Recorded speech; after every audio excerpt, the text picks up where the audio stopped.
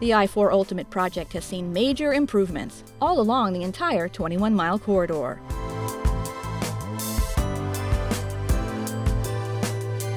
The I-4 State Road 408 interchange is at the heart of downtown Orlando, so it was very important that this interchange get a major makeover as part of the I-4 Ultimate project.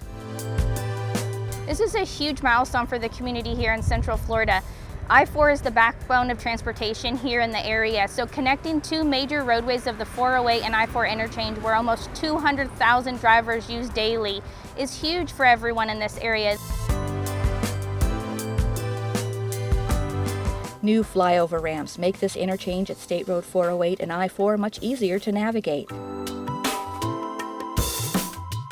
All movements between I-4 and 408 have their own ramps, improving safety by eliminating the weaving patterns created by vehicles moving between different ramps.